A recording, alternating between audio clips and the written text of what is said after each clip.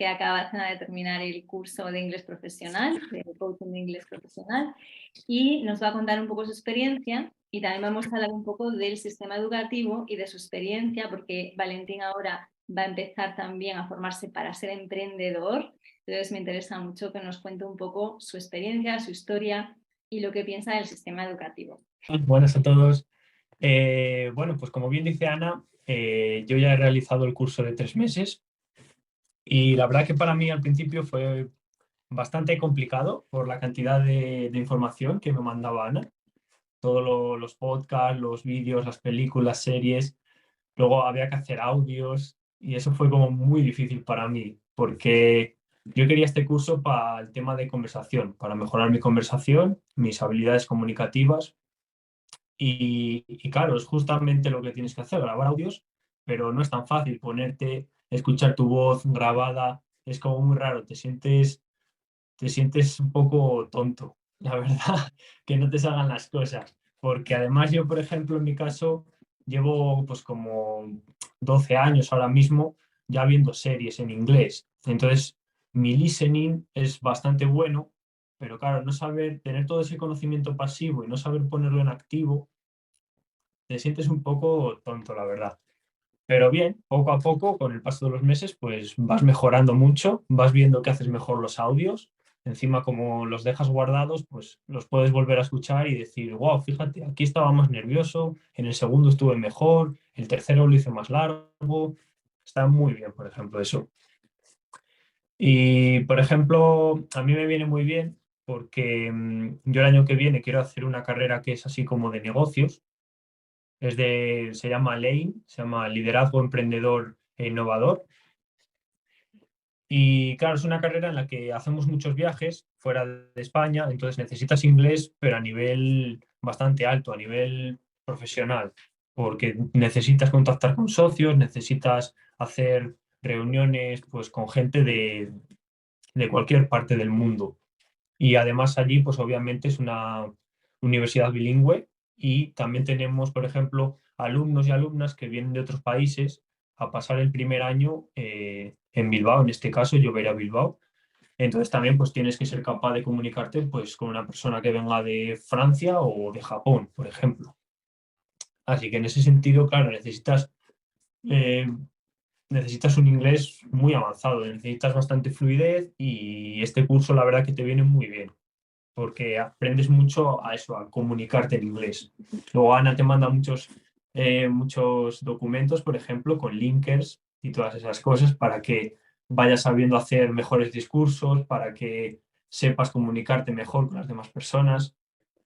Así que sí, la verdad que después de los 3 meses me noto muchísimo mejor. O sea, ahora lo pienso y digo, wow, o sea, lo que he cambiado desde que empecé ese primer día en enero, en mi caso, es bastante increíble la fluidez que coges, aunque no sea muy alto ahora mismo, pero sí te notas mejor, muchísimo mejor. O sea, ¿dónde dirías que ves diferencia, por ejemplo, con otros sistemas que has probado, que quizás son más académicos para lo que tú buscabas como comunicador? Sí, por ejemplo, yo sí que hace años estuve yendo a una academia y a ver, no es que fuera mala y tal, el sistema era bastante bueno, pero era como muy cerrado. Para mi gusto es muy cerrado porque te hacían preguntas y tú respondías, pero el problema es que tenías que responder exactamente como te preguntaban. Entonces, para mí es muy cerrado porque lo primero, te tienes que acordar de todo lo que te han dicho y de utilizar las mismas palabras y no sé, a mí no se me consolida así el inglés. Es como si tú me preguntas, pues que tengas libertad, como por ejemplo estamos haciendo ahora mismo. O sea, yo no le respondo a Ana, no me dice, Valentín, ¿cómo has hecho esto? Lo he hecho esto así, así. No, no repito lo mismo. Necesitas más libertad, no consigues fluidez. Mi experiencia en una academia fue esa, que no consigues la fluidez hablando, no hay tanta conversación. Y tengo amigos y amigas que llevan toda la vida yendo a academias y y me lo han dicho, dicen, yo hasta que no me fui un mes, 3 meses, un año fuera o de Erasmus, de lo que sea, no aprendí bien el inglés, porque de cómo te lo enseñan a cómo lo escuchas luego desde un nativo es muy diferente, es muy diferente. Y te das cuenta de que aunque lleves 10 años en una academia, ostras, no es lo mismo. Y puedes tener el First, puedes tener el Advanced, lo que quieras, pero no es lo mismo. no es ni de lejos lo mismo. Ya que es donde, por ejemplo, entra el tema de la pronunciación, esto de la fonética, que a mí me gusta enseñarla con músicos y cosas así, como a mí es lo que más me gusta del curso, precisamente la parte de pronunciación, porque es muy divertido la de los sonidos, de explorar tu voz americana. Entonces, esta parte, por ejemplo, tú cómo la has experimentado, lo de aprender los fonemas, ¿de qué le dirías a la gente que nos escuche sobre aprender fonética? ¿En qué medida te ayuda esto a conectar con tu voz en inglés? Mogollón porque hay mucha diferencia en la forma en que pronuncias. Cuando, o sea, nosotros tendemos a hacer mucho el inglés español, el inglés españolizado, y cuando tú oyes a una persona nativa, o incluso cuando una persona nativa te oye a ti, no es lo mismo, es que tú estés pronunciando mal un fonema en una palabra, puedes estar diciendo algo completamente distinto. Y muchas veces, si tú estás dando a lo mejor una presentación, por ejemplo, en mi caso, si yo estoy hablando con un socio, puede llegar a, puede llegar a dudar de lo que estoy diciendo, o a lo mejor dice, pero este tío que nos está contando, si, o sea, hay mucha diferencia y la pronunciación para mí es bastante importante. Es difícil porque nosotros no tenemos tantas vocales, por ejemplo, son sonidos raros porque no los hemos aprendido desde pequeños, pero es acostumbrar a la boca a que ellos hablan, por ejemplo, más gutural. Entonces es como buscar esa voz americana tuya o esa voz en inglés. Es muy importante, sí, la pronunciación, aprender los fonemas y todo eso. Dibuja inmersiva, en nuestro caso lo hacemos con la cultura americana y de crear un hábito. Entonces aquí te va, porque tú en esto la verdad es que lo hacías ya antes, ¿no? Que esto es una pasada. Entonces, ¿cómo recomendarías, por dónde empezamos a crear esa burbuja? En tu caso, por ejemplo, ¿qué series te han gustado, pelis? ¿Qué libros recomendarías? Así un poco de para beginners, ¿eh? Como para empezar. Yo recomendaría las series, o sea, que no os compliquéis, o sea, hacedlo fácil. Las series que veáis día a día, dejad de verlas en español. O sea, a partir de hoy, todo lo que vea que sea en inglés. Ponedle subtítulos, acostumbraros a leer, sí, al principio es un asco, pero hacedme caso, subtítulos. Cuando podáis, se los cambiáis a inglés. Y cuando podáis, cuanto antes, verlas sin subtítulos. O sea, porque es que hacéis el oído. Mucha gente dice, es que no sé cuál ver, tal. La que estés viendo y las películas igual. Todo. Los libros, lo mismo. Coger cualquier libro y empezar a leerlo en inglés. Aunque leáis 2 páginas. Lo cerráis y leéis otro.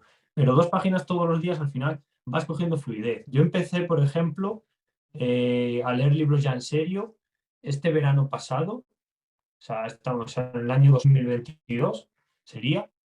Y yo leía literalmente 7 páginas cada media hora. O sea, yo a la hora leía 14 páginas. Y pues con esas 7 en media hora, yo me creaba un dolor de cabeza increíble, porque era un esfuerzo para mi cerebro impresionante. Impresionante. Y yo era de los que leo, soy de los que leo a lo mejor 30 40 incluso 50 páginas a la hora, en español, claro. Pero de repente cambias a inglés y lees 7. O sea, te sientes tonto y muy lento, pero es increíble lo que aprendes. Yo, por ejemplo, empecé y pensé que me iba a enterar de muchísimo menos, pero luego al final te pierdes en una palabra o dos cada página, que no hacen gran diferencia porque entiendes el contexto y con eso ya te vale. Entonces, yo lo que recomiendo es empezar ya con lo que estéis haciendo, con las series, con las pelis, con los libros, poquito a poco. Y así, series para mí muy fáciles. Friends, por ejemplo. Amigos, creo que se llama en español. Y cómo conocí a vuestra madre. Vuestra madre también es muy fácil, por ejemplo. Mm, Y otras que he visto son más complicaditas, pero sobre todo cualquier serie que echen así en la televisión suelen ser muy fáciles. Yo es con las que empecé, viendo pues las que veía mientras merendaba normalmente, de las que echan aquí en España, pues con esas, que suele ser un lenguaje muy coloquial y se entienden muy bien. Y libros, por ejemplo, yo sí que recomendaría, sobre todo para cambiar el mindset, la mentalidad, el de Padre Rico, Padre Pobre, y también está el de Atomic Habits, de hábitos atómicos. Y uno que me gustó a mí mucho, que me cambió mucho la mentalidad, fue el de Los secretos de la mente millonario. Ese me gustó mucho. O sea, el título suena un poco fantástico, pero no es tan así luego. O sea, es muy bueno. Yo lo recomiendo como primer libro, Los secretos de la mente millonaria. Todo lo que nos llega de la cultura americana, de lo que podemos aprender, que tal vez en España no tenemos un contenido de esa calidad o no se habla tanto de esos temas como es en el caso de la educación financiera. Este de padre rico, padre pobre, que es una buena iniciación, ¿vale? El que has dicho tú, yo sé que lo he leído. Me gusta, pero me parece que a veces como que se lo flipa el autor un poco de rodéate Sí, solo de gente millonaria, ¿sabes? Como esa sí, parte. sí, sí, sí. Pero sí que es verdad que yo no conozco libros en español, la verdad, y aquí peco de, no voy a decir que no hay buenos libros en español porque no lo sé, pero sí que es verdad que los que hay sobre educación financiera en inglés están muy bien y son libros fáciles de leer. El problema un poco con España, entre comillas, es que, claro, América es la cuna del emprendimiento, entonces hay un mogollón de libros sobre emprendimiento, sobre cambio de mentalidad, sobre finanzas. En cambio, en España hay muy pocos. Yo sí que sé alguno de algún podcast que seguía yo gente así de inversión inmobiliaria, por ejemplo, pero claro, es gente joven que está empezando a cambiar eso aquí en España.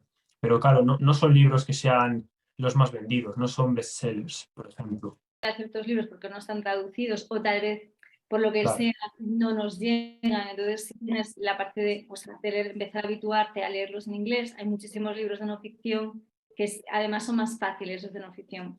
Nos vamos a las novelas, ya son sí. más difíciles. Entonces ahí sí que te puedes explotar un poco la cabeza con leyendo en inglés. Por favor, la gente, si queréis leer libros, no se os ocurra, pero de verdad, no se os ocurra leer novela fantástica, tipo Harry Potter y cosas así. No leáis eso, porque hay demasiados adjetivos y hay demasiadas palabras no inventadas, pero de magia, que no, a mí a veces me ha pasado que no las sabía ni en español. Ha habido palabras, porque muchas veces a lo mejor tú lees, no sé, Harry Potter u otros y están ambientados como en un mundo como de una época antigua.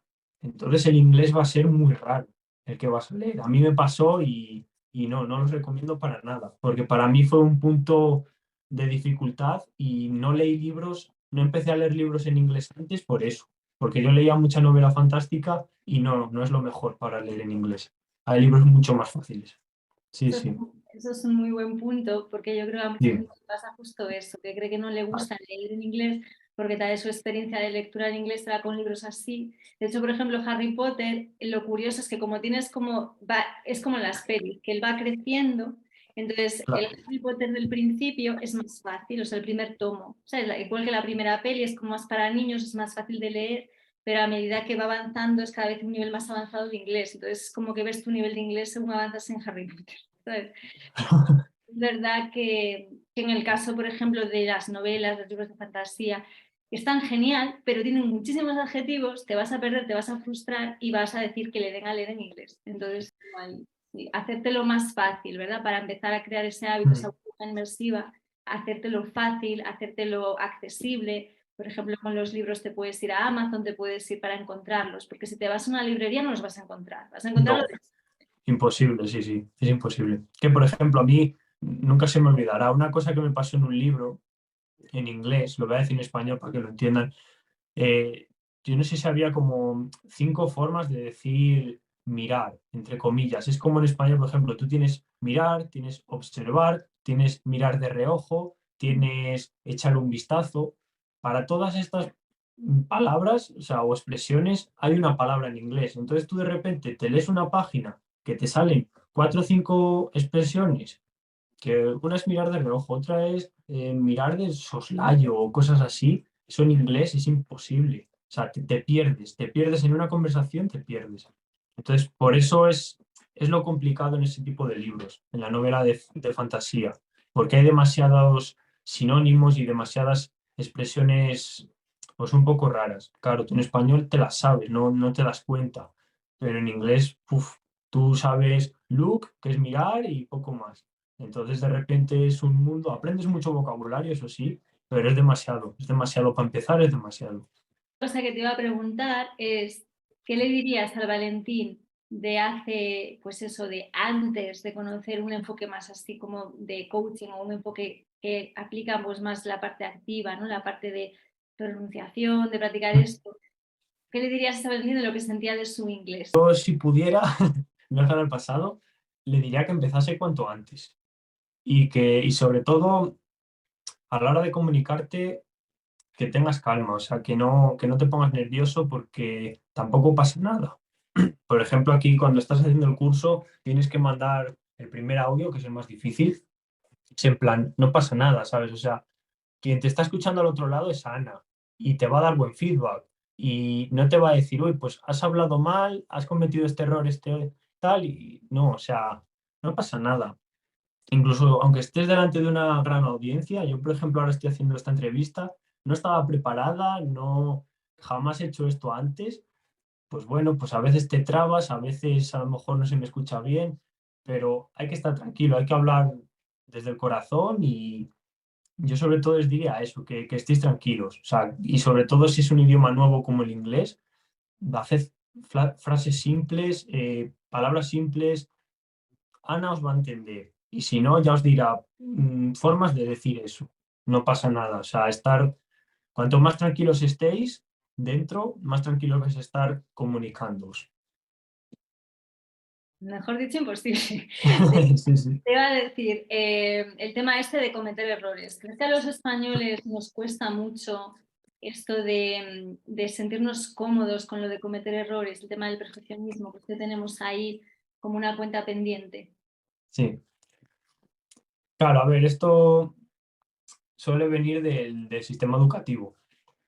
Claro, porque tú tienes que hacer exámenes, tienes que hacer trabajos, deberes y sinceramente, en mi experiencia, no te dicen lo que haces bien, siempre te dicen lo que haces mal. Si te han mandado 10 ejercicios y dos no los has hecho, la primera pregunta es, ¿por qué estos dos no los has hecho? O sea, no te dicen, ostras, has hecho 8, genial, estos dos, ¿qué pasa? ¿Que te han costado más? Venga, pues no pasa nada. No, no, es como, ¿por qué esto no lo has hecho? Entonces, te remarcan mucho lo que no haces y lo que haces mal, ¿sabes? Y, por ejemplo, con el inglés hay muy buenos profesores, pero claro, están en un sistema que tienen que seguir un libro y es como, venga, tengo que seguir, tengo una clase con 30 alumnos, este se me duerme, el otro no me hace ni caso. Pues claro, te están corrigiendo todo el rato, no te dejan hablar libre, porque tienes que construir una frase y a ti te cuesta, entonces al final como que te la acaban ellos porque tienen que seguir. Es, es muy complicado el trabajo de un profesor de inglés, por ejemplo, en un instituto que tengas que tener 30 alumnos y que basta que un alumno diga una sola palabra mal para que los otros 29 se rían. Ya se acabó la clase, ya es imposible. Ese alumno ya está machacado. No vuelve a abrir la boca en todo el curso.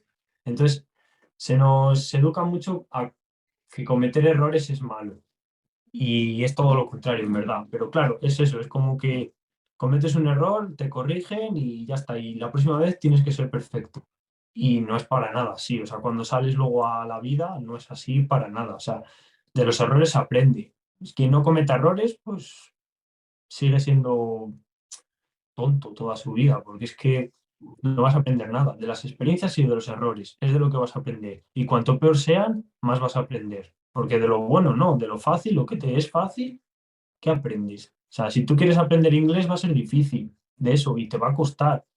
A ti español no te cuesta hablar, obviamente. Entonces, te puedes tirar toda la vida como algunos amigos míos. Nada, yo vivo en España, pues yo hablo español.